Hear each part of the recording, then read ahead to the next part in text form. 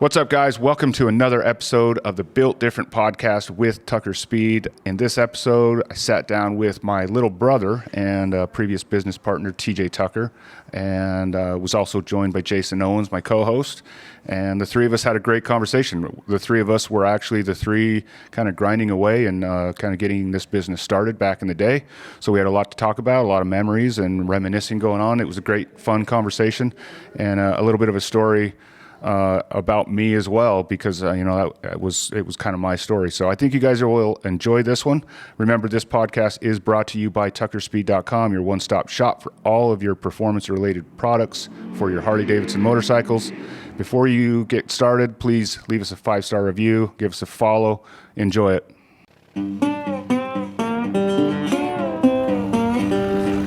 Making power by day, making friends at night.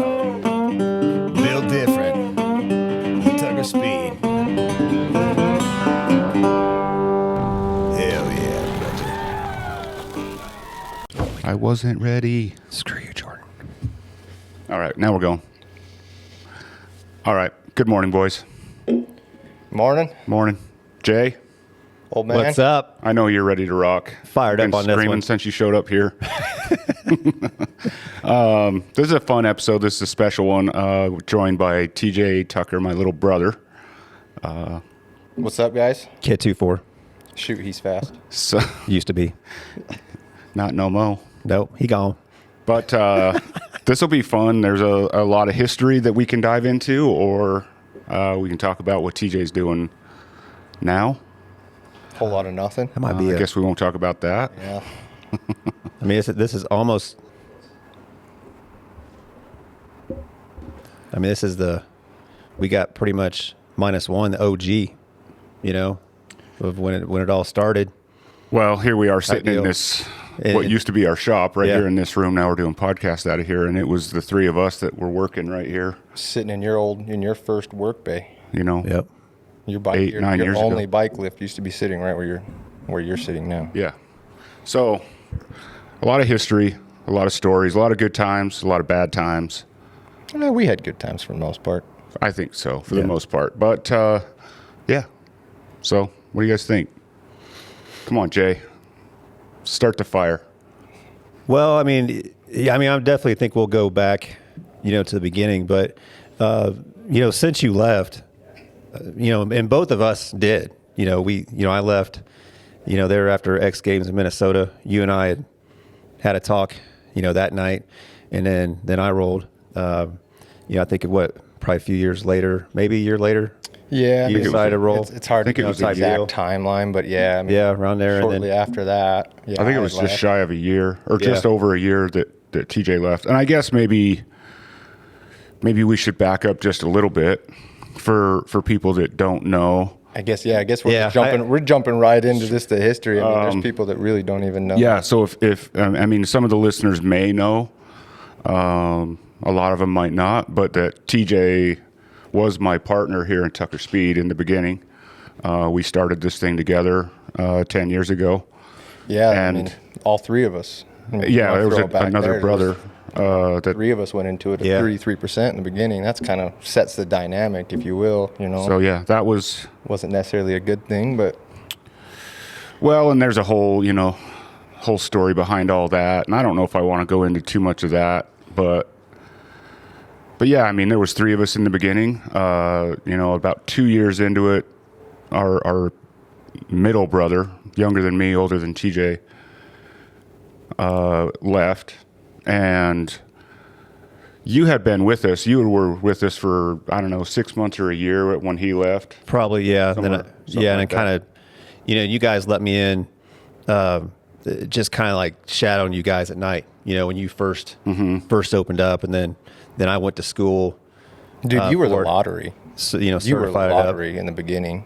Yeah, for I us. appreciate you guys were the only ones that would give me a shot. I went to all the dealerships around. They were all basically kick rocks, and then met Tony, through that.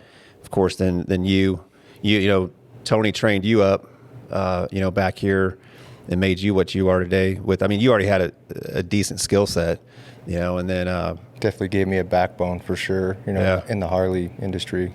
absolutely. But yeah, and then, I mean, I kind of lost train of thought. Then of course you guys offered me a job. Once I went, got out of the military, went to school, and then really we just kind of went from there. Gelled up, and I think we all had definitely good working relationship. Had fun together. Those were the early days. Those were Yeah. the grind days. Yeah. I mean, We were grinding back then. Big time. we were spent 7 days. Us three spent. Jeez. I mean, the majority of our time for years was spent together. We were spending, I think in those years, let me think back, that would have been like 16, 17, 18. Yeah. We were probably spending 60 to 80 hours a week here. Yeah. Easy. It was like a deployment. 7 days a week. Most of those days were 10, 12-hour days. Getting out at midnight. I mean, You know, late nights were just typical around here. I mean, I was talking to Kyle pulling in here, just coming through the neighborhood. I'm like, man, this neighborhood's sketchy when you're in here at late night. I'm like, I spend a lot of late nights out here, and surprisingly, it's pretty quiet, actually, Yeah. Yeah. So a lot of time spent. So yeah, just to kind of let people know that's the dynamic of the three of us sitting here. We spent a lot of time together here in the early years. Kind of one point that you touched on that I just thought about, like when we opened, I didn't really have a real clear direction, or we were just trying to build a shop. We were just worried about making enough money to pay rent and keep the lights turned on back then, and I think 2017, the year that, and I think it was you, Jay, that said, hey, we should go to this Mama Tried Flat Out Friday weekend in Milwaukee. And we hadn't ever really done any traveling or done anything outside of we've just been grinding for the shop up to that point. Yeah. For the bulk of it. for a few years there, we were just nose to the grindstone. And then, and that show, Mama Tried, it's in February, so it's our off season here. So it was an easy one to be like, yeah, we can step away from the shop for 4 or 5 days or whatever. So we run to Milwaukee, and we just flew. We just went as spectators. We just went out as spectators to watch the racing and watch or see the show. And I think that's kind of almost like when I look back over the last 10 years, kind of a light bulb moment for me, or maybe for the shop or the brand or whatever, that it was like, oh, there can be more to this than just. Well, do you remember that trip too? We went for Mama Tried, and remember we were down there, and we were there Friday, and Mama Tried was Saturday, Yeah. and we were like, well, what are we gonna do? First time Milwaukee. What are we gonna do? What's this Flat Out Friday going on? Yeah. There were signs, marketing and banners and stuff going on all over. It was pretty big. I didn't even know what the heck that was. Mm-hmm. And so we ain't got nothing else to do. Let's go check this out. And that was one of the coolest shows. Yeah. Yeah. I had ever been to. Well, and I think that show, that night changed the direction. Changed. I didn't say that was the light Tucker switch. Speed. Yeah. For sure. I mean, the show did for sure, I think a little bit, but I think you could probably attribute it more to Flat Out Friday than Mama Tried.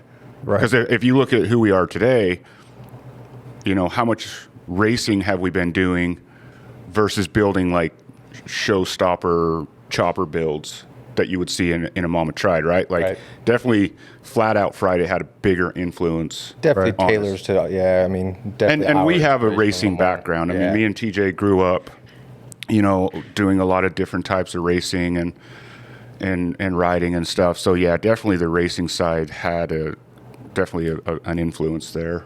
Yeah, But 'cause, I I mean, you think guys that- came back and, bought two Sporties off the auction, and then because you guys were like, hey, we're going to run this thing next year. What? Screw being a spectator. It wasn't even Let's that. go do it. It was by the next fall. That same year came back. We started scouring, found ourselves some Sporties, built that first race bike, and Tony wanted to take him practice. He's like, I've never even ridden this thing. Where are we gonna go practice? Well, the first thing that we did was we went to. So we took it that to fall. We Tracker went Cross to in Tracker October. Cross. Yeah, in October. Oh, that's right, yeah. And then I think that winter is when is that the warehouse winter? Yeah. Is that the warehouse? Oh, yeah. Before we Yep. went to. before we went to get our ditch first flat out to Friday. Milwaukee. I for forgot flat- all about that, man. The warehouse. We were actually trying to lay down Dr. Pepper out How there. cool is that, though? I mean, You know, so spraying that was- Dr. our, Pepper. our old man owns a convenience store. You know, we go and rob, what was it, like 9 gallons of Dr. Pepper syrup, and we get Well, set and up with a warehouse, 2 hours away. We go coat the Yeah, floor in I Dr. know. Pepper syrup. We set up our own racetrack. So yeah, I guess I'll dive into that. I mean, so we wanted to go race flat out Friday, and if you're not familiar, it's an indoor flat track race, like an arena. It's in their basketball arena in Milwaukee, and it's on concrete, and it's called Coke syrup racing, and that's because the floors in those arenas are typically pretty slick. So they coat the night before, the day before, whatever. They coat the floor in just raw syrup. raw syrup, and it dries, and I mean it's sticky, like So you can actually feel it. Oh yeah, like at first it's like it'll pull your shoes off your feet, sticky. And it's crazy how quick it deteriorates, and then obviously Yeah, as it just lays down the racing, rubber. and then But yeah, I mean, so we had at that point, like going into that winter, we had 2 flat track bikes. We had 2 built by that time, and we're like, we don't want to drive across the country to Milwaukee. Never have done this and look like fools. we're gonna go step inside that stadium we were at last year, and Yeah, never done this. A packed arena. Tony's not one to go out and make himself look like an ass. I so still accomplished that. he's but- like full on race prep mode. Let's get the whole pit crew out and dial this whole thing in. But that's kind of, I mean, maybe a testament to the way we were raised with old man, and I think the drag racing stuff. Dad always took that pretty serious. yeah. So yeah, we rented a warehouse, an old kind of shitty warehouse, but I mean, when we told them what we were going to do, that was really all we could find. I think we were lucky to even find a Yeah, spot. because we had what 2 or 3 other places we had went into just to see if they would hook it up. We had that one that go kart track. Yeah. they were basically like, what, basically beat it. And Most people looked at us. the depot, We were crazy. Yeah. depot guys told you, no way, I'm not. Yeah, I'm they're not like, renting out "You're not anything. renting this out to ride motorcycles in it. Yeah, And you want to put what on my floor? Yeah. right. So yeah, we rented that warehouse for a month. Man, that warehouse was sketchy. It was like 100 Yeah. feet between the pillars. Do you remember that? Oh, we were yeah. racing between Yeah, the that's- pillars. Yeah. And we were trying to video of decide that? whether should we put the pillars in the center of the track and actually put the pillars in the middle of the turn? Oh, I know. Or should we just put the track in between the whole set of pillars? We were, kind of batting on what's the safest here in this warehouse. Oh, it wasn't safe, but I mean, we actually built a nice track. We coated it in syrup. We hauled in a bunch of hay bales that we stacked in front of all the pillars Brought in a just bunch in of old case. tires, kind of set up Yeah. our own mock track. Yeah. We had to prep our own surface, figure out the kind of the humidity and the kind of the art form to get in a track to lay out. Yeah, what we found in the process is that syrup. There's a little bit of a technique. We laid too much down. Yeah, and then we had to take the van. So We sat and did Yeah. laps in the van. Yeah. Well, we laid it down heavy, and it didn't actually like dry. It never tacked up. It was just like greasy the next So day. yeah, when we tried to back. ride on it. And it was almost like ice. So we were like driving the truck or the van like in circles on it, and like driving on the track and then going off and like trying to trying to spread it drag out. the syrup. Yeah. And we did a day of just doing laps on the thing in the Yeah. truck. But good times. I mean, we spent a month in there. We were there, I think, every Sunday and Monday for a Yeah, month. we Yeah. went every weekend, Yeah. and it was All fun. I day. mean, It was cold, like no heat. It was like January. Yeah. but it was fun. It was. I mean, Good time. But yeah, then we go to Flat Out Friday, and we're racing in the arena that we spectated at the year before, and that kind of started the evolution of kind of like the direction we've gone. Like I've done a lot of flat track racing since then, and then that kind of led into the BRL stuff and kind of taken us all over the place. Right.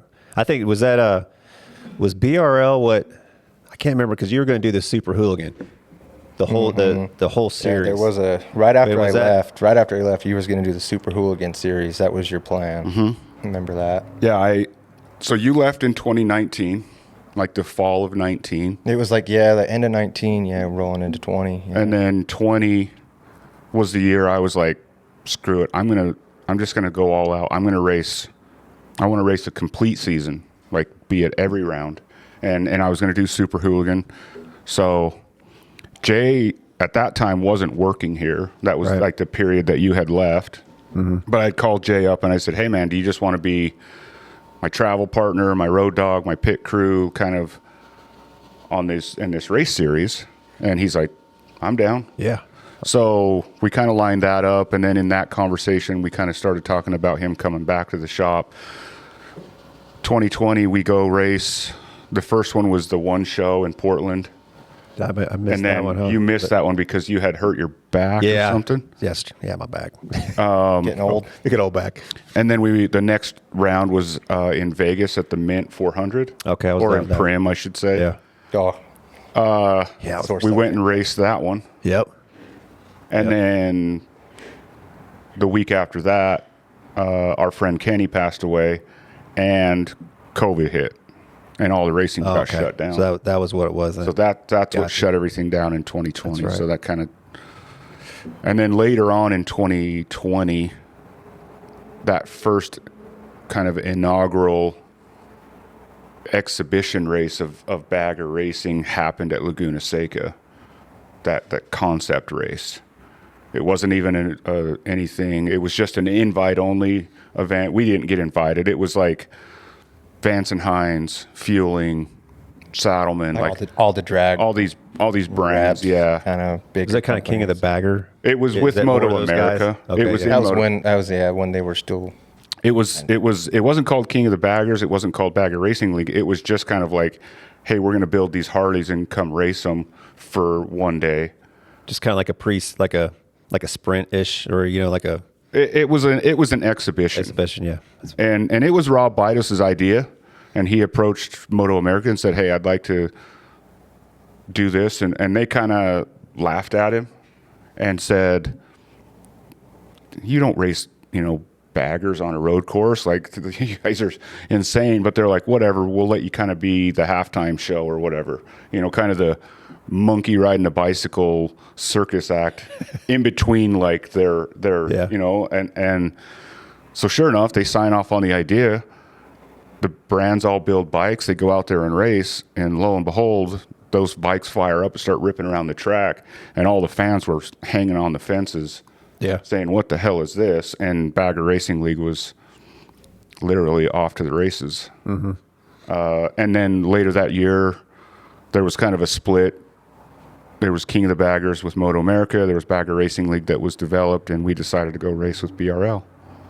And that's what we've been doing since. So, Having a Yeah. blast. On that subject, there's kind of a testament to be said though too, like watching those bikes go around the track. The Oh, it's sound of a insane. V-twin, like I don't know, maybe I'm biased. I mean, I get it, but I think there's something to it. I mean, super bikes are cool, but I mean, maybe it's because you grew up playing those games as a kid, and it's like maybe it's just like that's what you expect. That's just natural, or that's normal. But then it's like the sound of that Harley, sound of those bikes. the going down, sound is it's Yeah. unreal. the sound's what's crazy, man. Oh, yeah. And the thing is like I've been to a few races where, it's amateur stuff, and you get a little bit of that sound. It's not quite the same, but say that there might be a V-twin class, like a sport bike V-twin class, like a Ducati or a SV650 or SV1000 Suzuki or a TL1000 or whatever the case may be. Those bikes have a unique sound as well. It's not like a Harley, and it definitely doesn't look like a Harley. But when you hear It's a 180 horsepower Harley and a pack of them, and it's coming down the straightaway, Yeah. I mean, me and Jay were just at Willow, a month ago. I think you're going to hit on this one.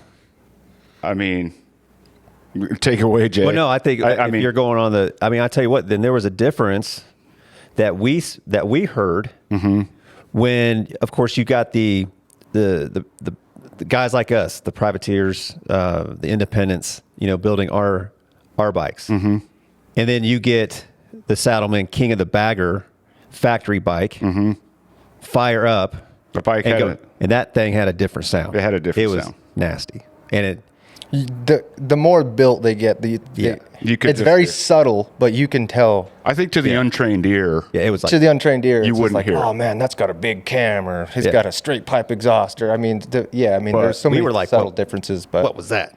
Like what? I mean, that Saddleman bike, Is it an NA bike? yes. And it's 180 horse, you think? I bet you Maybe it's over it's over- two. I bet it's you over 200. Probably. It walked. It yeah. walked away From the turbo from the bike? track Yes. bike. No way. Yes. Yeah. That's what was impressive. So They have nothing. Not the slow track bike, not No. Gunner's, Right. but Shane's, Shane. the fast bike, and it walked on it. NA. And you know, a little credit to the fueling team. Their bike is NA, and I think it's every bit as fast as Shane's. Yeah. As the Trask bike, it's just as fast. But you know, that Saddleman bike and Corey West, who rides it, they've been racing all this year with King of the Baggers, and that's a pro level. correct. You know, the thing is that Saddleman team, I mean, no discredit to them, but they were not very competitive in King of the Baggers. Like the factory Harley, the factory Indian have a leg up on that Saddleman team.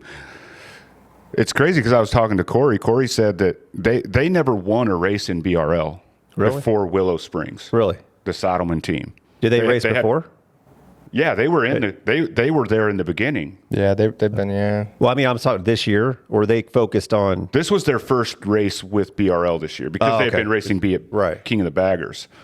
That but is true. They went over to King of the Baggers, and they really had to step up their game, step up their program, put a lot of money and time and R&D and Right. into their program. And so then they come back, and you see like that the effects of like them chasing the big boys, and then they come back You to can see, you BRL. kind of start to see the tier, Yeah, essentially. right. You can kind of go, I up mean, the ladder. and it kind of, to me, it kind of showed that there's definitely a huge gap between what's going on in King of the Baggers and BRL.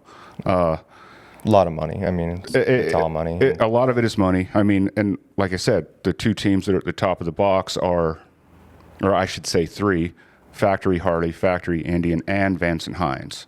Vance and Hines actually won the championship, not this year, but last year. So, I mean, But Vance and Hines- kudos to that team, then. Vance and Hines, you got to understand, they have They're not a small company either. Well, they have a full like race development Oh, yeah. business. They have their production side where they make, you know, your Vance and Hines short shots and air cleaners. They also have to have their development but they side. have a race department. You got to remember, you know how many NHRA pro stock motorcycle I was about We're all to say, Vance and Hines. hey, dragging up. and like the flat track stuff. Yeah. They have multiple flat track championships. So and it's that same team that builds the NHRA bikes and builds their flat track bikes is the same team building their King of the Baggers bike. So Yeah.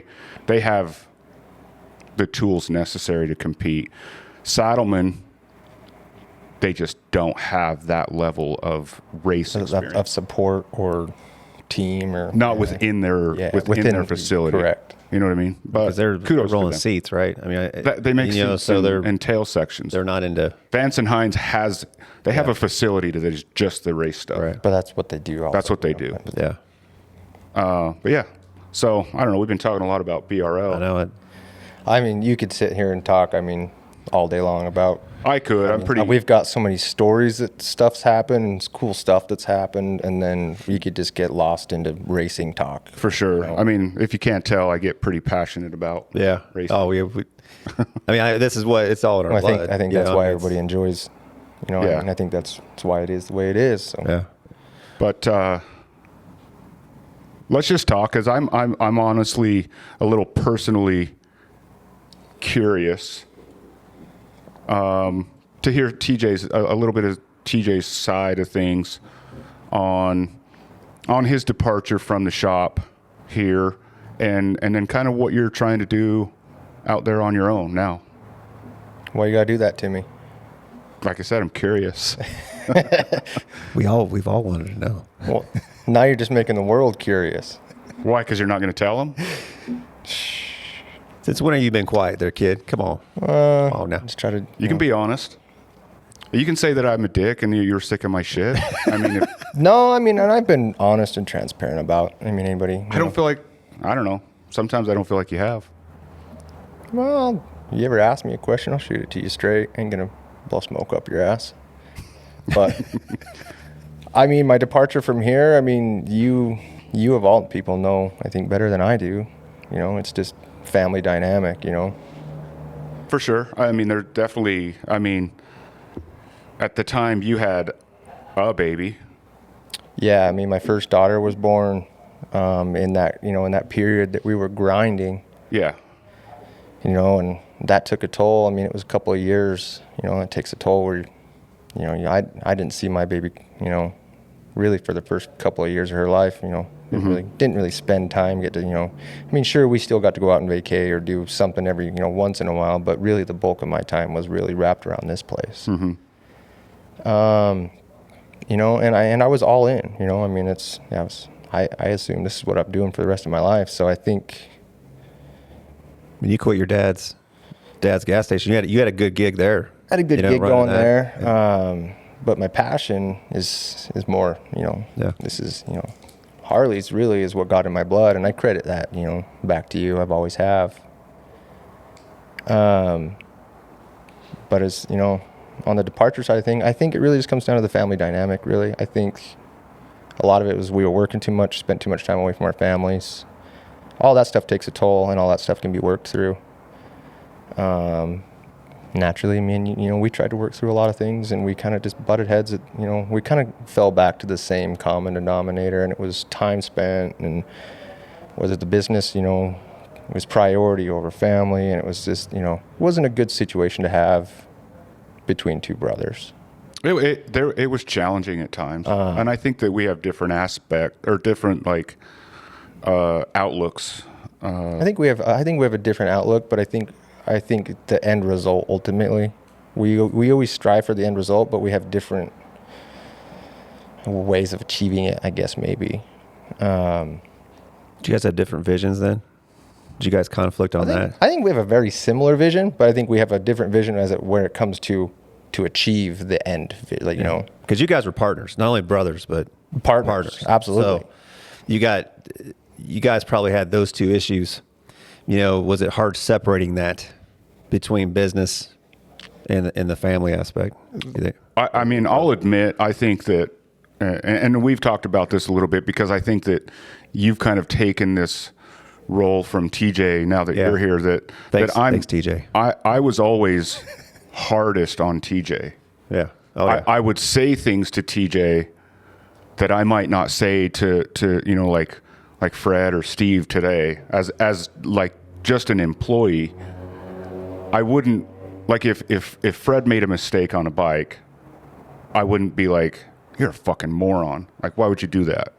But I wouldn't like pause on, or I wouldn't even hesitate to maybe like be unprofessional, maybe, if you want to call it that, to TJ. Like, I would talk to him like my brother and not as and he wasn't an employee, he was a business partner, but even, Right. like if it was just a business partner, I guess maybe you wouldn't approach things that way.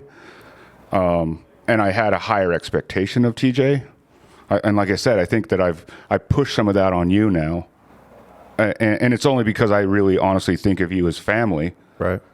And I tend to, those negative kind of things kind of sometimes pour out onto you. Yeah. The same way I do with Tori. Like sometimes I expect things of her. Everyone's human. But the dynamic, I think, between me and you is ultimately, I think I'll always be a little brother. And that's where I got to. I think it was the hardest decision I ever had to make was to leave here. Because, like I said, I went in, I was here wholeheartedly. I still carry a lot of pride just sitting here today, Mm-hmm. There's a lot of stuff here that still has me in it, Mm-hmm. But after, it was almost 5 years that me and you were kind of, and we had, most of the times we're good, but it was like the bad times that we maybe we did have, or maybe those arguments or whatever, they were always kind of the same topic or whatever you want to call it. And ultimately, I'm little brother. I felt like I really didn't have a say. Ultimately, I know that you'd hear me out and you'd listen to me, but really, at the end of the road, I didn't have a say. It was going to be what you decided and how you wanted to do it. Mm-hmm. And probably... And me looking at the rest of my life, moving forward, is this a situation I want to be in, where I'm stuck, where I don't feel like my voice matters? And I'm now 2 years in to my baby, you know, and I'm not spending time with her, and it's just ultimately I just got to the point where I don't think it was, you know, wasn't a great situation to have myself put into, and there's not a great alternative. Because if I'm in business and I'm not happy with the way it is, and I'm in business with a business partner, and say it's a close friend, that's one thing. But where it's brother, and not only it being family, but also, I mean, I know we don't want to bring up too much kind of crap, but the way that our other brother left really kind of, I mean, it shook the family. Mm-hmm. You know, I didn't want to do that. I didn't want to be a part of that. And I could see, you know, me and you going down this same path where it was just like me and you didn't enjoy being around each other on a daily basis, because we were just dealing with the stress of the business and carrying that on our shoulders, and then just taking out on each other every day, you know. I mean, we were in a bad marriage, essentially. Yeah, it was tough. It was tough times, and I accept a lot of responsibility in it. I really do. It's 50-50. I think I definitely came into it, even in the beginning when it was the three of us, that it was like, and maybe it was justified, maybe it wasn't, but it was when we started the business, you and Nick didn't really have any experience or training in the industry. We've said it before. You mistake by coming in as equal partners with us. You know, in the beginning, it was us three sitting in the garage building the Fat Boy together, and we're like, "Oh man, this is so cool! Let's go build bikes. Let's do this, and let's do that." And then snowball after snowball. I mean, this thing just starts piling on. To your point. And I do, like, I mean, not to get into too much of the business side of stuff, I do think I probably devalued myself in the beginning. And maybe I tried to maybe make up for that when we were actually operating by saying, hey, like, I'm the one with the time served, the experience, the training. Well, ultimately, ultimately, you were the backbone, and there's not going to be an argument there. I mean, in the early days, everything went through you. It kind of had to, But I also feel like I kind of get a little bit of a bad rap because of that. Because, like you said, it was always like that's what I mean. It was my way or no way. Well, and it was kind of like that's the way it was because I was the one who had done. But at that time, I had been in the industry for 10 years, and that's the only experience the three of us had. Yeah, I mean, but to that same point, though, too, I mean, I think, like, where you and Nick kind of butted heads was like, it didn't have to always be your way. Why did everything have to go through you? And his point was always, like, if it's not motorcycle related, why can't we all just kind of talk this out and figure out, hash this out, the business, related stuff. But, I mean, ultimately, the industry... Not me and Nick, we didn't know this industry, didn't really have a clue. Ultimately, everything, I mean, you were, and I think, I agree, I think you did devalue yourself in the beginning. I think that was a mistake. In that time, when we were sitting around that table and coming up with names and building that Fat Boy, I think we were making the best decisions. I think ultimately we were also trying to value each other as well. And so I think you were trying to value both of us as equals. I don't think, but really, I don't think any three of us had an understanding of what we were getting ourselves into. No, we made decisions based on what we knew at that time. Will we do things differently right now if we were to go back? Absolutely. For sure. But we made the best decisions we could with what we knew going into it. And honestly, like those days where we all chipped in and bought that Softail together, and we stripped it down and we rebuilt it in the garage. And I mean, we were just having fun back then. I cherish those memories. We would grab a pizza and a 12-pack of beer and work on a bike and listen to music in the garage. We were all working full-time jobs, and we'd just go do that meet at up night. At your house at night and go work on the bike. I mean, and like there's probably so many of the listeners that like that's the culture to them, right? Right. Like that's what they do. That is. And then for us, it kind of like. I mean, I was working in the industry at the time. Right, I was at the dealership. Yeah. But even still, like we all know, you get into the industry and it changes it. But I was still enjoying those nights because I was, kind of doing what the true culture is. Was that when you guys did that? Were you guys were you testing the waters? with that build, or was that just no kidding? You want me to step in here a little bit and kind of throw some insight on it? Because did you never hear the Fat Boy story, or you maybe just hear like pieces? Maybe of it? Pieces, but yeah, I'm kind of curious. I want to hear your side, and then I'll let you know if it's different. And hopefully I don't throw anybody under the bus here, but I mean this is 15, 20 years late now, but Tony worked at the dealership. Right. Tony was a mechanic at the dealership for the first year or two, whatever it was, and then we went into the recession. So you were a mechanic for 4 years. Then we went into that recession and mass layoffs. Tony's kind of felt like his head's on the chopping block, so he moves into the parts position. He's parts manager at the dealership now. So he takes all of his tools home and still does some work. I think he had worked on this bike previously. The guy, I believe, had passed, and the wife, widowed wife, had reached out to Tony, I think a couple of years later after the bike sat in storage, and just said, do you know anybody that, interested in buying this bike? And I think that's when the light bulb went off in Tony's head. He called us and said, you guys interested in buying a bike with me? You have pretty good memory. Oh, okay. It's like a fucking elephant. All three of us chipped in. I mean, I could tell you the amount of money we chipped in on the bike. I remember. Really? Pretty much. We bought the bike for I think $6,300. What year was it? We overpaid. But it was an 01 Fat Boy. Okay. But Tony had done some motor work to it. Had a bunch of Screaming Eagle stuff to it. It's probably. It had Screaming Eagle head, so probably had a cam chest. I'm sure he'd done a cam chest in it. Yeah, it had a twin cam. For a twin cam, and it was an early twin cam. It was an 01. Yeah. It had horsepower for that bike. Yeah. It ran great. It just needed some love. The paint was hammered. That's what we did. We took it, stripped it, put tins on it, painted it, put bars, and polished all the chrome. And we weren't really testing the waters. It was just kind of something that happened. This old lady just needed to offload this bike. I was working on that bike. I was servicing it about once a year for her, just to kind of. It was her late husband's. She was just trying to keep it, sentimental type stuff. Right. Just trying to keep it in the garage and keep it running.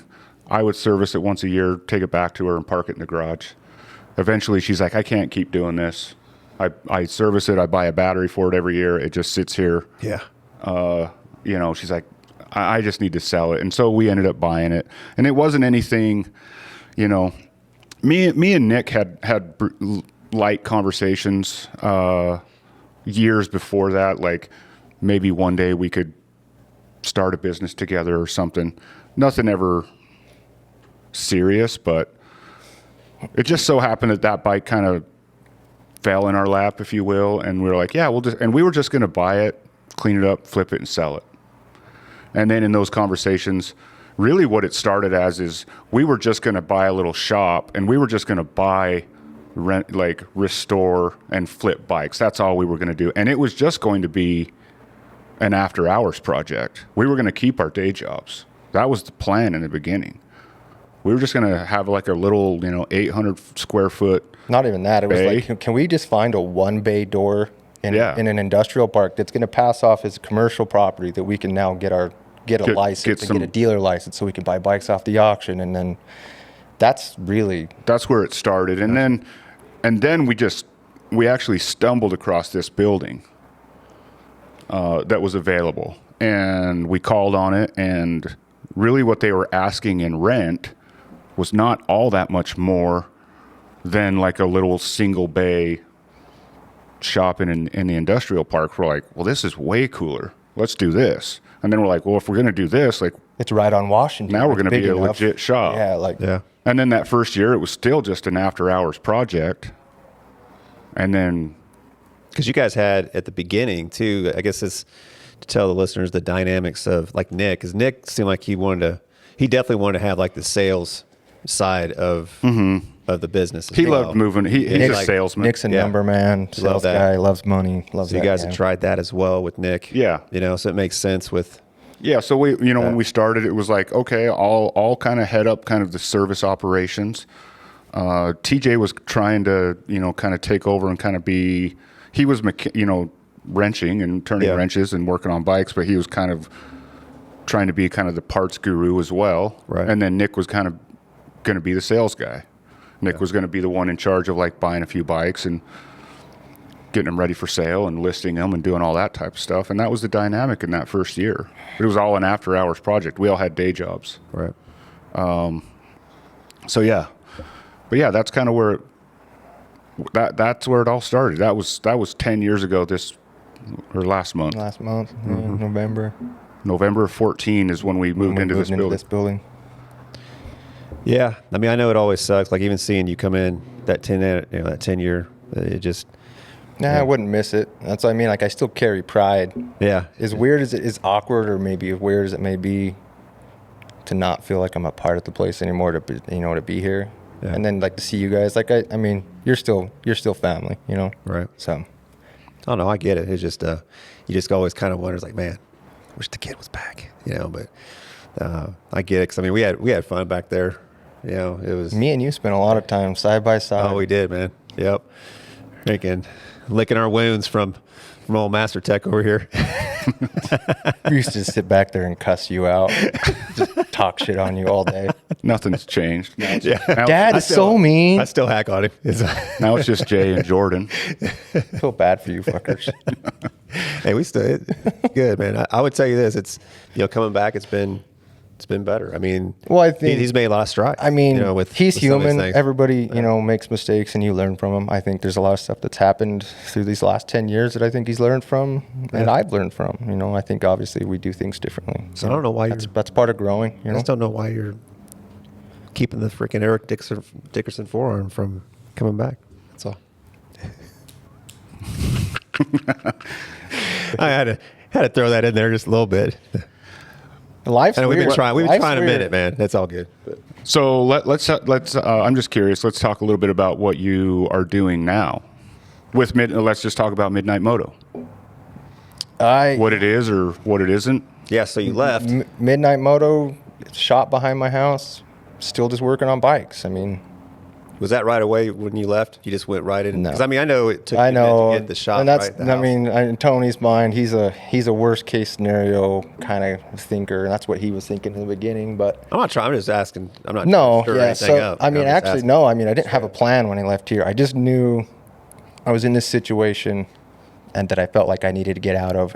And what's my exit strategy without burning down the family, and burning all these bridges. We worked through an exit strategy. I mean, it was kind of awkward and weird, but we got that figured out, and I was comfortable leaving. And then when I left, I didn't have a plan. It was kind of an awkward part of life. I had just moved. I bought a new house and sold my old house. Made made some money on that. So I had some money sitting there, and I didn't have a job. And I'm sitting there and just like, all right, now I'm what's next? What's my next move? My new house, was just down the road from our old man's, convenience store. Our old man had owned a gas station for 35 years that, we had all spent a lot of time growing up. And he is calling me, every day. Car wash is broke. Car wash this.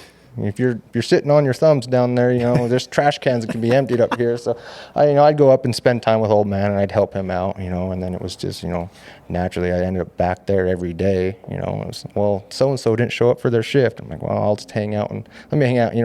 I was enjoying it at that time because 10 years, prior to that, or not prior to that, but, the past 10 years I'd been managing that store. I spent a lot of time there. And it gets to the point where you get burned out and kind of that. But now I've gone back, and now I get to just kind of be an employer. It was cool to have that in the family. That was honestly, that was a really cool privilege, and even just to go back and kind of do, And then naturally, I just started helping out so much there. I ended up just, sitting there with Dad, and Dad's like, I don't know what my exit plan is for me. I'm trying to retire, and so sat down with Dad, and it's like, let's figure out a way to get you to retire. Whether that means we're keeping this family business and we got to come up with some sort of, or whether, selling it. And he went with the latter, and we chose to sell it. And at that time, I had that shop behind my house. So, I mean, I had left here, obviously, but, you build a lot of relationships. And so naturally, I had people that were calling me, were you interested in looking at this for me? Are you interested in working on my bike? And you got a pile of tools sitting in your garage, and you got a shop sitting there. why the hell wouldn't I use my tools? I spent, how much money on tools? It's, sacrilegious just to let them sit there, And I was nervous to work on bikes at home because I knew that it was going to cause some tension between me and Tony. But ultimately, I think we kind of worked it out. And, I'm not doing crazy amounts of work out of my backyard. I'm working full time. Now we sold that gas station. That's been 2 years, over 2 years. The gas station's been sold. I've been working out of the backyard full time. Has its pros and its cons too. Working from home's cool. I get to spend a lot of time with my kids. I have another daughter that was, born. Got to spend grips of time with her, which was crazy. Makes me a little, regretful for missing the first 2 years of my other daughter's life. But it's cool to get to sit there and spend time with them. And, I get to go to they had a parade, for Halloween.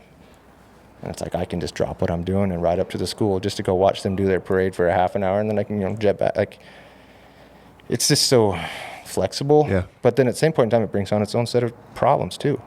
Motivation can be easy to lose, Because if you go inside the house, yeah, and then you may. Oh, and I'm a one-man band too. I mean, so this is kind of back to like where me and Tony, like I'm not doing a lot of work out of here.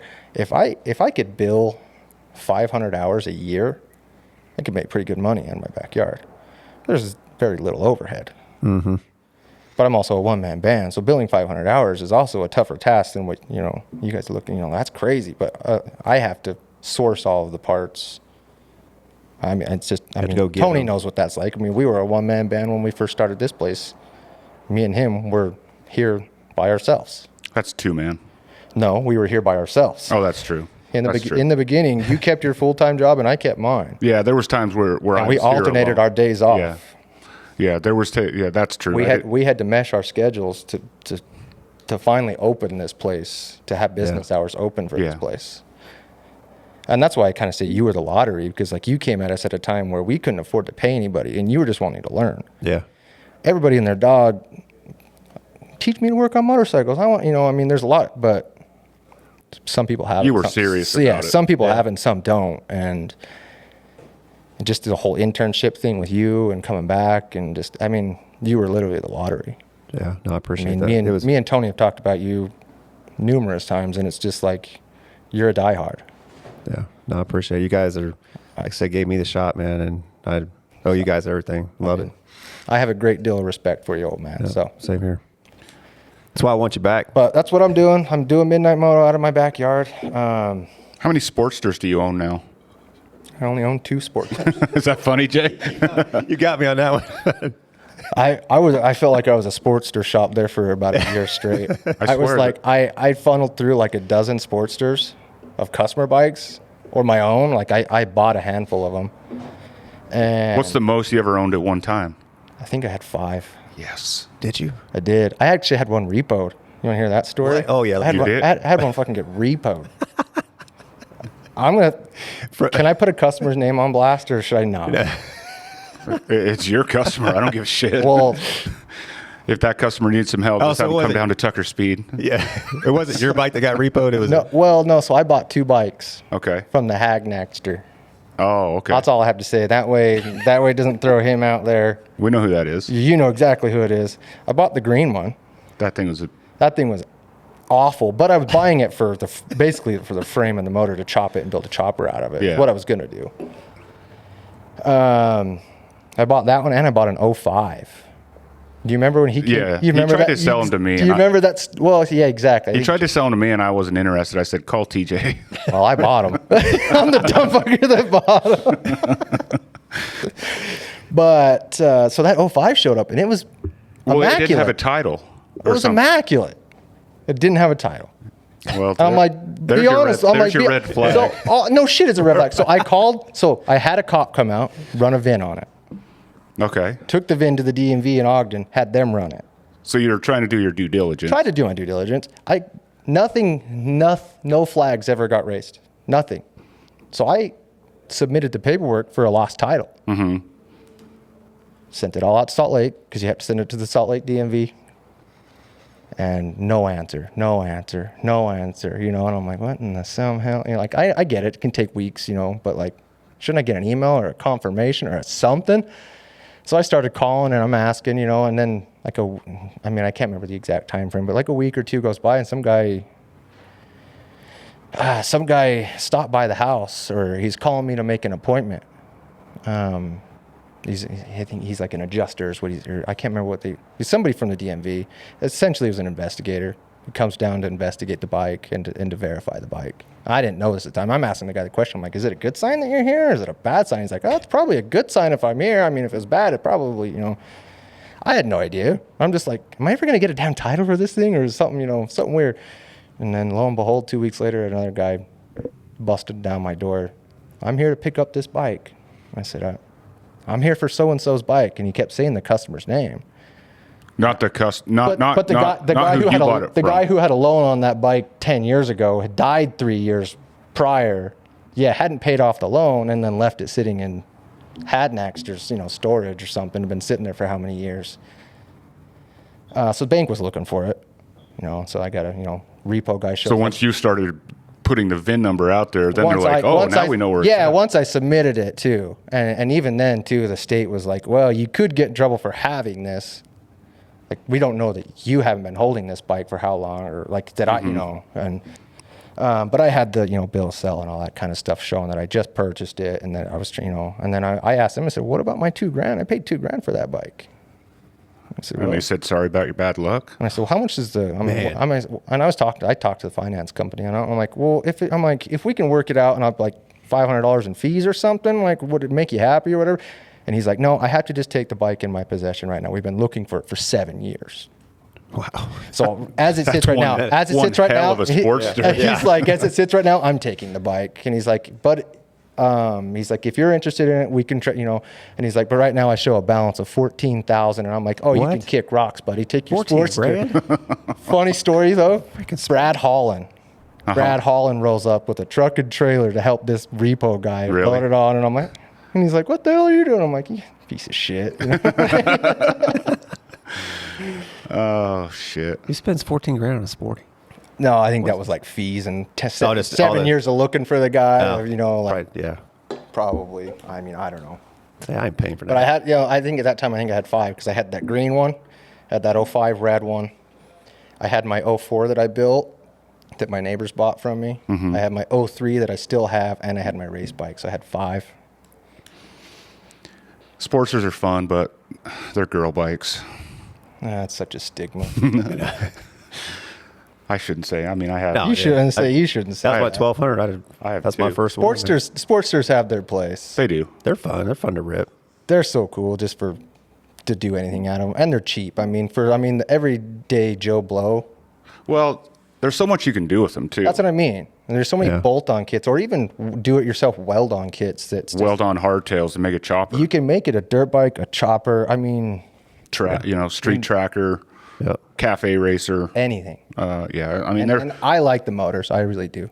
Honestly, they probably are solid. One of the more reliable, solid motors. Especially the 03 older. I like the rigid mount. I like the trapdoor style. Yeah, I like that motor. Mm-hmm.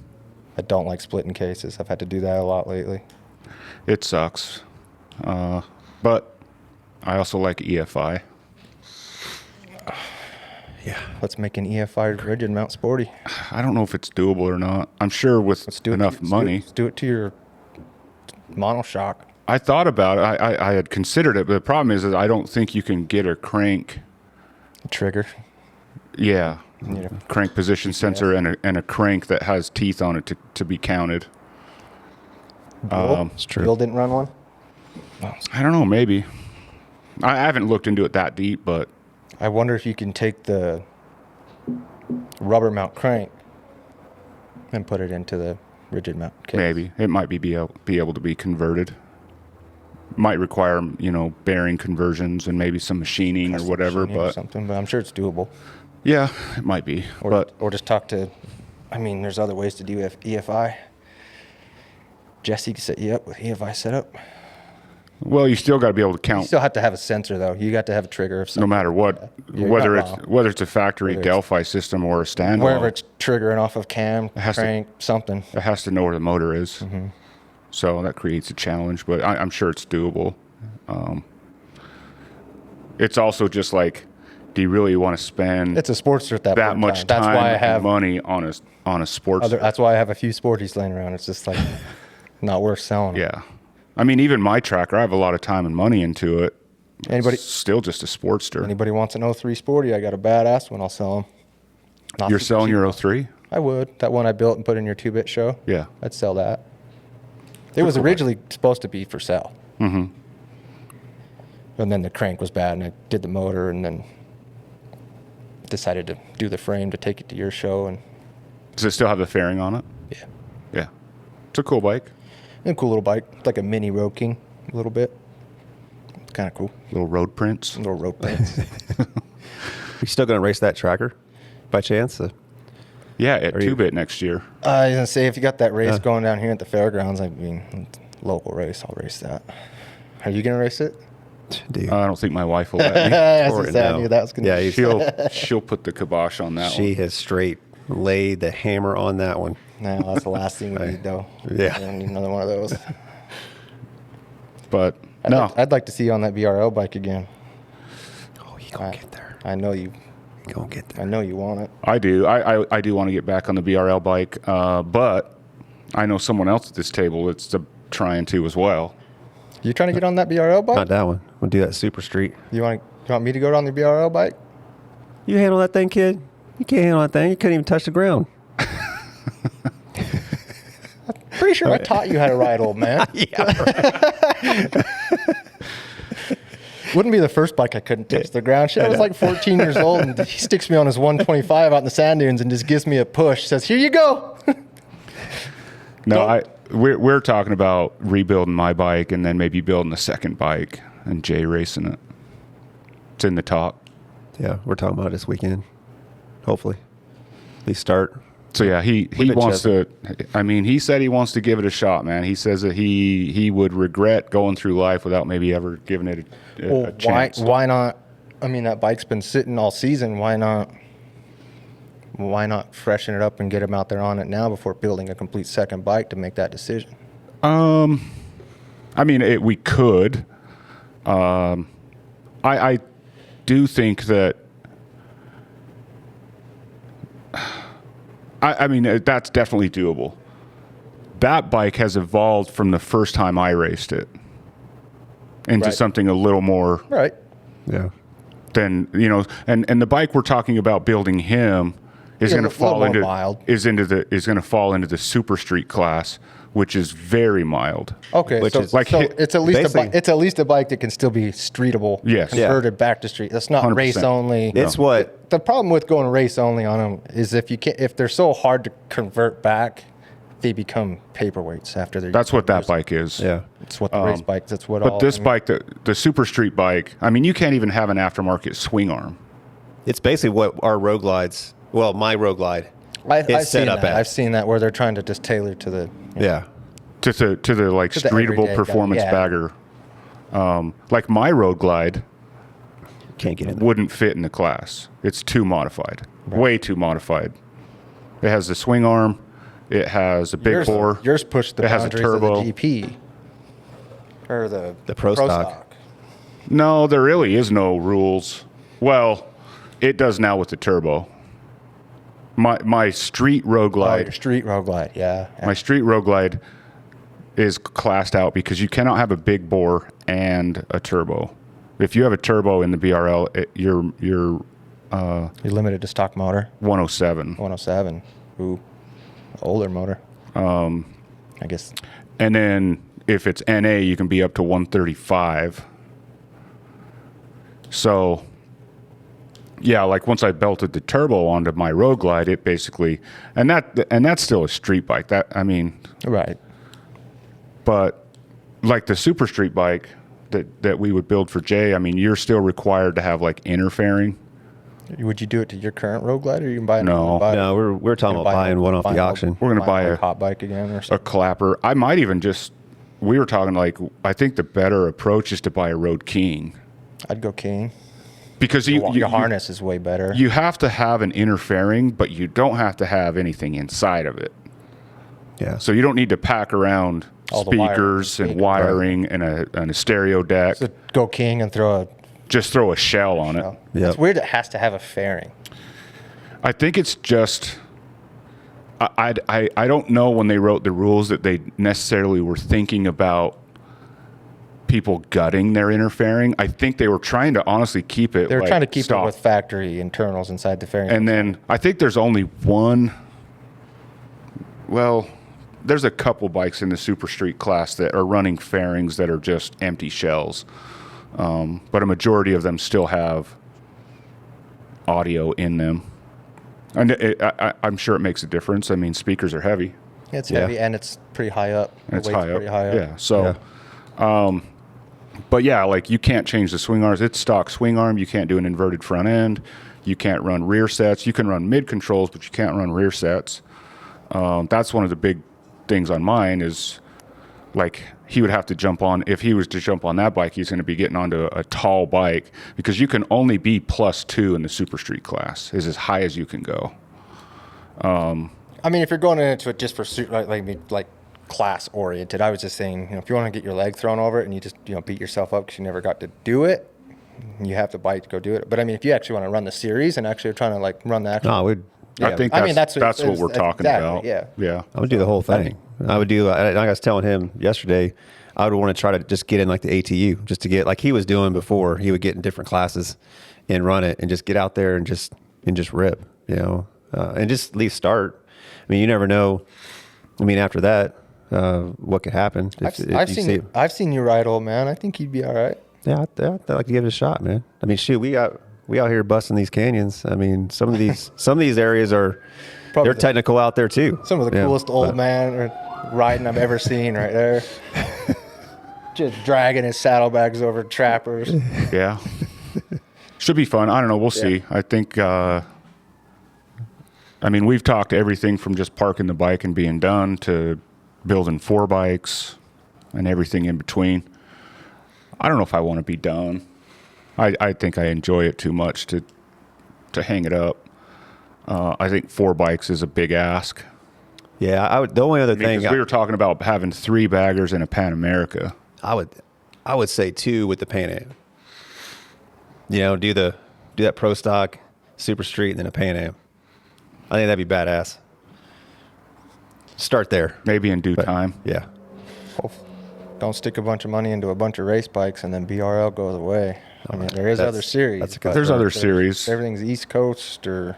Well, we could run out here at UMC. Yeah, on track days. They have a class now. They did last year. Or like this for 24. They had an American V twin, I think is what they called it. It wouldn't be just baggers. It would be your Sportsters, Softails, Pan Americas. Which is that's where it gets hard to. Well, it definitely. Because you can go out there now and race. I could go out there with UMC and race in their. I can't remember what they call it. It's like something Thunder or something like that. It's a V twin class, but it is an American V twin. So you're racing against Ducatis, SV1000s, TL1000s, RC51s, all these metric, sports oriented sport bikes with V twins in them. Right. Because they technically, like the requirement is the motor has to be a V twin. And I think that there's 2. There's like a big motor and a small motor. It's like 1,000 cc's and up and 1,000 cc's below. So you go up in the class with a Harley because we're, everything's big. So you're racing, like I said, you're racing against TL1000s, Honda RC51s, like 1,000 cc, sport bikes. So you're not going to be competitive. You're not going to go out there and win a championship or win a race. No, but you could go out there and race. You could go out there and have track time. That'd be fun too. I'm sure. Oh, just the time on the track. Just out ripping's fun. Yeah. So there's stuff we could do with it if, and I think BRL will be here for 25. They're getting ready to release their schedule. So it'll be here for another year. And if they go away, then we'll just find something else to do with the bikes. The Super Street bike would be able to be converted back. Right.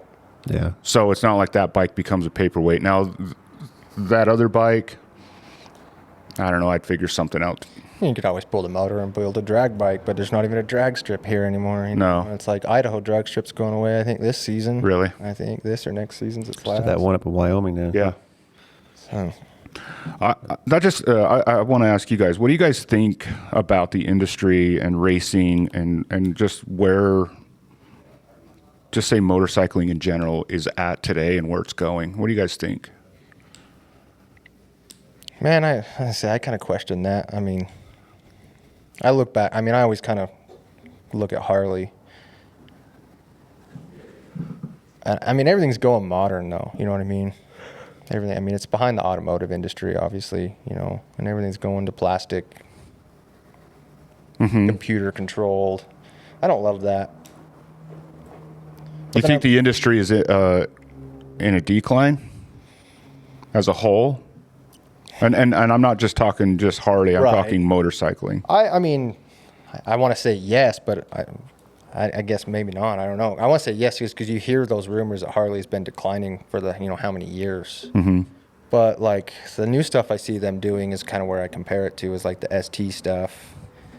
Really kind of bringing back and bringing to light a lot of the trendy stuff right now, like the performance baggers, FXRs and that kind of stuff, where they've, at least brought that stuff back or kind of kept, I mean, at least they're tailoring towards it, I feel like. So I think that's a good sign. I think that's a good thing. I also think it's good for business or good for the company to have good competition. For sure. I think they monopolized the market for so long that They got lazy. We had the same tech for how long, and they didn't have to modernize. So the stuff that these M8s are doing now, I'm pretty impressed with. So it's like, it's a twofold for me. I don't like the modern age computer-driven stuff, but then you look at the M8 and you're like, I mean, it's pretty impressive in my opinion. Mm-hmm. That damn M8 sounds good too. I think the M8 sounds better than a twin cam. Think so? With a cam. Yeah. Kind of goes back to that traditional Harley sound a little bit. Yeah, I think I think it's funny that, because I think if you look back over the last 120 or so years, the influences that motorcycle racing has had on motorcycle production, and I think that like Harley specifically, they had influences from racing early on. I mean, it was built on racing, kind of. In the early years, it really was. There was definitely an influence from racing, and then it kind of went away from it. And then it kind of came back to it. Like you think about like I think it was a 77 XLCR, the Sportster Cafe racer that came out of the factory. Remember the all black one that had the little fairing? Yeah, like that definitely was. It was like to compete with the European bikes or the Brit bikes or whatever, right? And it was definitely it was called that. It was the CR. It was the Cafe racer. But it was a production bike. So there was an influence on kind of racing on the production side. And then you see it kind of go away. You see the 80s and 90s come along, and it was about, I think it's the company, and maybe it's just we're just in that time frame today, and so it's hard to see it. But I think it's just moving with the world, the war. I think Well, I just think the way I look at it is that racing has been the backbone, and the trends have gone away from racing, and then always come back, and then gone away, and always come back. Like racing has always been there. It's the heritage. Ultimately, it's. It was built on. It is, but I don't think it's even just Harley. I just think that motorcycle racing keeps the machine moving. I think at the heart of it. Well, and I think I know you've gotten pretty big into Moto GP lately too, but it's definitely where I think a lot of like the performance and the development and that stuff. Well, racing definitely pushes the limits. The racing is definitely what's developing that stuff and pushing it forward. Yeah, and that is so true today with King of the Baggers and how many custom parts do you see that are one off and then the next season it's a production part? Go down to your local dealer and look at that CVO ST. Don't tell me that there isn't King of the Baggers influence on that production model. No doubt. I was about to, That's they working with the team. right. I mean, that's just. And I mean, I think, and Harley is always, from what I've seen, part of it is the privateers, the outsiders that develop and change these bikes. You see them kind of float, and then they kind of roll into what are the guys out there doing? What's trending? What's trending? And they'll tailor to that. I mean, just like T hit, King of the Baggers. Then all of a sudden, because we've always talked about having those aftermarket parts on these baggers or these bikes out of the factory, and those CVO STs. The ST is pretty sick. They got it.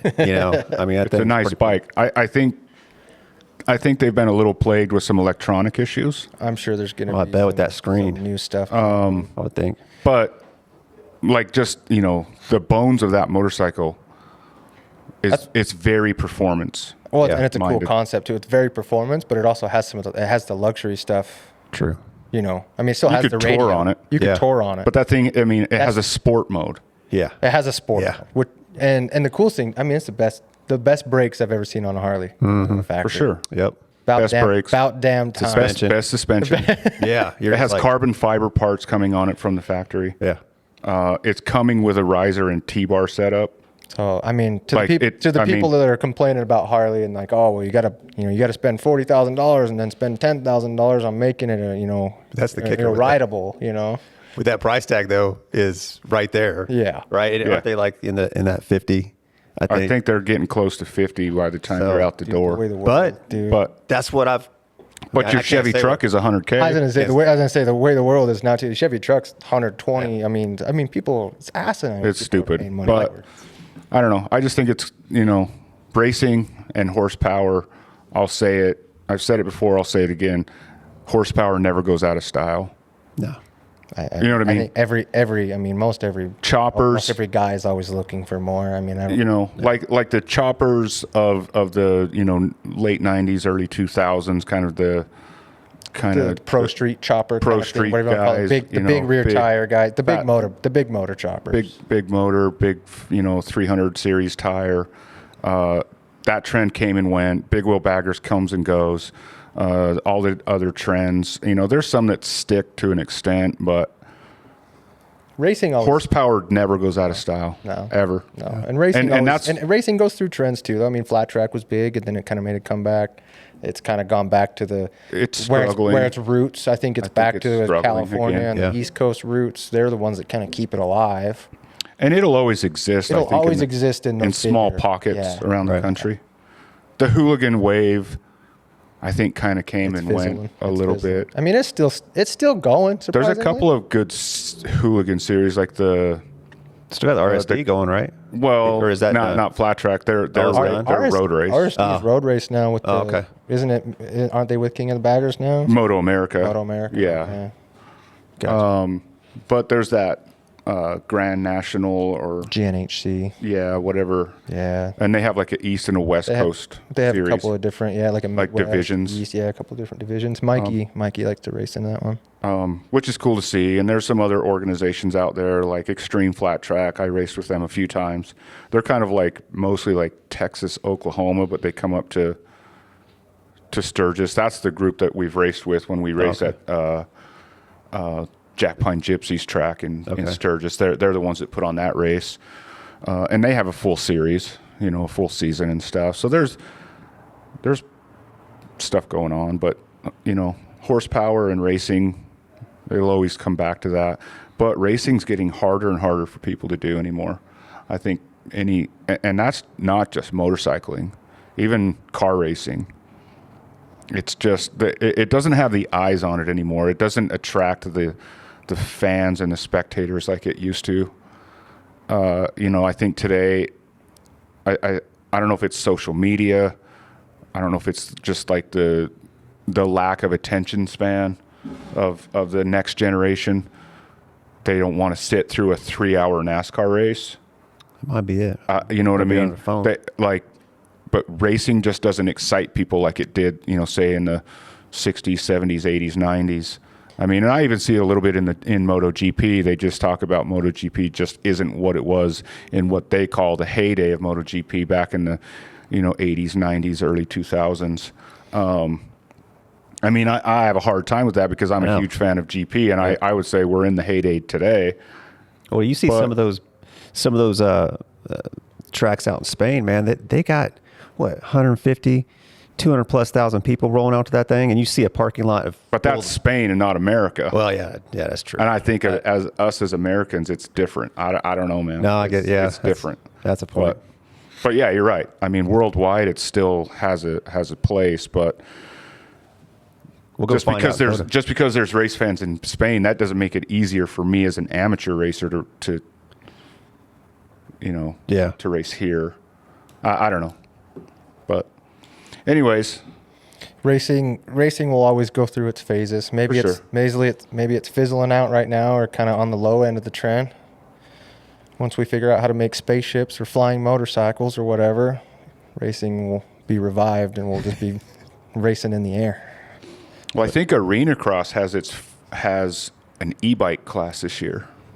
Yeah, I've been seeing a lot of that. And they've been talking about it a lot, which is makes sense. Kind of a big deal. I mean, have you ever watched the videos of those things like going through the whoops? Oh, it's weird. It's like you almost find yourself like trying to turn the volume up because there's nothing. Well, and it's sound. like watching the guy go through the whoops on an e-bike. And it's like, man, it just sounds like his kneecaps, and it's just a suspension. It's like, clack, clack, clack, yeah, clack, and it's like, yeah, it's trippy, man. And I don't know if that's good or bad for the industry. Like, I just think like sitting in an arena watching a motorcycle race, but there's no sound. Yeah, or you're just hearing that like it'd be like it'd be like watching an RC car race. Yeah, like it lacks. Well, that's what gets you pumped. I don't know. It lacks the sounds and the smells. That's what gets you amped up, at least me. I'm torn between that because I'm going to say I'm a combustion engine guy. Yeah. I am not I'm a hard time being behind the electric stuff, but then you can see the difference in those bikes, though, in the instant torque. Oh, there's definitely like the power and the torque and the throttle response. Usability, I could see it being cool. Obviously riding them is going to be completely different. It's going to have different throttle control. It's going to be, shifting, obviously. I mean, it's going to change the dynamic of riding. Mm-hmm. I don't know if I can I have a hard time getting behind it. I'm like, I kind of look forward to see like what may come about, out of it. But at the same point in time, I hate to see something die that I love so much. Mm-hmm. And I feel like that's. Well, I mean, MotoGP has an electric class, Moto E. Have you ever watched it? I have not. Me neither. I was about to. I wonder. I really have no interest. Yeah. The unfortunate. I mean, call me a conspiracist or whatever, but I think. I mean. Don't even start. I know, old man's. I mean. There we go. Me and him could go back and forth. But I really think. I think that the battery, electric, is being pushed. Well, you saw and they're going to keep cramming it down our throats, whether we like it or not. Yeah. But the kicker though is because the live wire was out there at the track, and that thing faded. That thing is flopped. It ripped, but once the battery starts decreasing, you're losing power. Yeah, it kind of shutting that down. It's like an RC car as the battery drains. All of a sudden it's real slow. What do you do then? I mean, how many laps can you go on them things? I'm sure they'll get to the point where that stuff gets. I don't know. I hope it's not in my lifetime because I don't want to see. I don't want to see the death of the combustion engine in my lifetime, which I don't think will happen in my lifetime. But I don't think it'll happen in the next 50. I don't think the death of it will happen in the next 50 or 100. It's so wild to me because it's just like there's something about a motor. It's like you guys talking about that, that factory saddleman bike, and just hearing it fire up. There's something about a motor that just finely tuned gets me off. I don't know what it is. And most people. I mean, there's a lot of men or a lot of people that way. I shouldn't say men. So there's some chicks that like that stuff too. We're living in a different day and age. Got anything else you want to hit on? I know you got some bones to dig up. Come on, this Randy Travis's thing. I wasn't trying to dig up no dinosaur bones. All right. Well, you hit on more than I was actually expecting. I didn't think any of the drama would pop out from this crap. I think it was pretty good. No, it was good. Yeah, it was good, man. We had. But honestly, it's real. I mean, and that's a real story. It's been that way, and it's always been that way. And I mean, we had the three of us. We really did have a lot of good times. More good than bad. Absolutely. I I mean, there's a lot of stuff that I miss. I mean, I'd be lying to you, and I'll say this on record for you. I'd be lying to you if I tell you that I didn't regret leaving. But that is life, you know? Mm-hmm. Life goes on. You move forward. But you can always come back. I did. I don't know if that conversation is one we're going to have on record. That's fine. As long as it. I'm gonna keep just driving the screwdriver and just Pens open it. in there. Me and Tony have had conversations. I know. We've talked. I mean, shoot. Okay, I'll just. Let's stay out of that rabbit I'll hole. leave it alone. But hey, I'll say, I think everyone in here misses you. I mean, like I said, it was a great. So everyone's freaking family, blast. and so there's no bad blood. Yeah. There's, I mean, at least there's with nothing but love and respect. So I'm going to say with these, tell everybody out there that at least these two guys, Tony and TJ, you guys have kept a relationship. that was. And so, I mean, of course, the other one, no way, right? Or not I mean, there. those two have come a long Maybe. way.